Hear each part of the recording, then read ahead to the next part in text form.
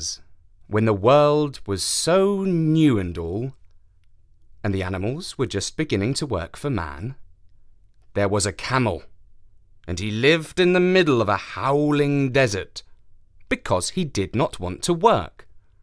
And besides, he was a howler himself.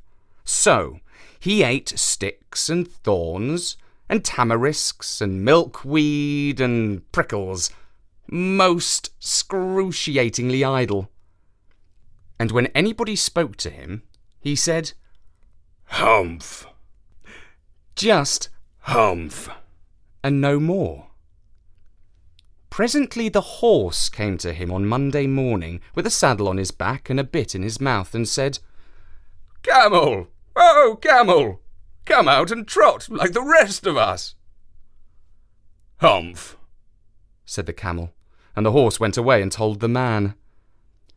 Presently the dog came to him with a stick in his mouth and said, "Camel, oh Camel, come and fetch and carry like the rest of us." "Hump," said the camel, and the dog went away and told the man. Presently the ox came to him with a yoke on his neck and said, "Camel, oh Camel, come and plough like the rest of us." "Hump," said the camel, and the ox went away and told the man. At the end of the day, the man called the horse and the dog and the ox together and said, "Three, oh 3, I'm very sorry for you, with the world so new and all. But that hump thing in the desert can't work, or he would have been here by now, so I am going to leave him alone, and you must work double time to make up for it." That made the 3 very angry, with the world so new and all, and they held a palaver, and an indaba, and a punchayet, and a powwow on the edge of the desert. And the camel came chewing on milkweed, most excruciating idle, and laughed at them. Then he said, "Hump," and went away again. Presently there came along the djinn in charge of all deserts, rolling in a cloud of dust. Jinns always travel that way because it is magic. And he stopped to palaver and powwow with the 3. "Djinn of all deserts," said the horse, "is it right for anyone to be idle with the world so new and all?" "Certainly not," said the djinn.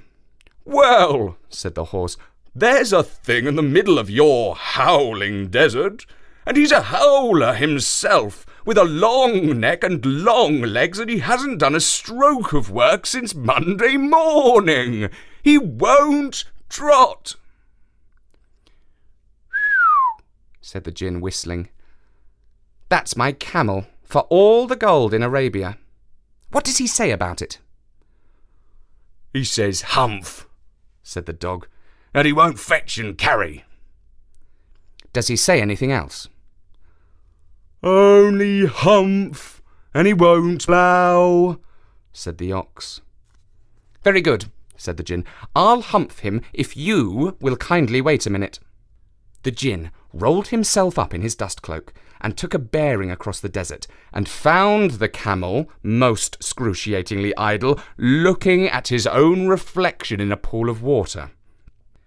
"My long and bubbling friend," said the djinn, "what's this I hear of your doing no work, with the world so new and all?" "Hump," said the camel. The djinn sat down with his chin in his hand and began to think a great magic, while the camel looked at his own reflection in the pool of water. "You've given the 3 extra work ever since Monday morning, all on account of your excruciating idleness," said the djinn, and he went on thinking magics with his chin in his hand. "Hump," said the camel. "I shouldn't say that again if I were you," said the djinn. "You might say it once too often. Bubbles, I want you to work." And the camel said hump again, but no sooner had he said it than he saw his back that he was so proud of, puffing up into a great big lolloping hump. "Do you see that?" said the Djinn. "That's your very own hump that you've brought upon your very own self by not working. Today is Thursday, and you've done no work since Monday, when the work began. Now you are going to work."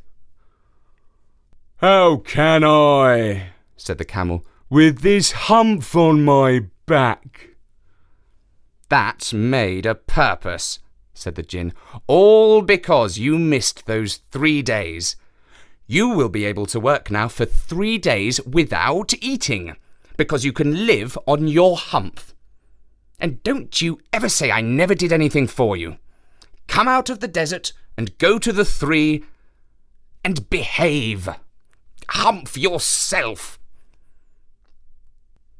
And the camel humped himself, hump and all, and went away to join the 3. And from that day to this, the camel always wears a hump. We call it hump now, not to hurt his feelings.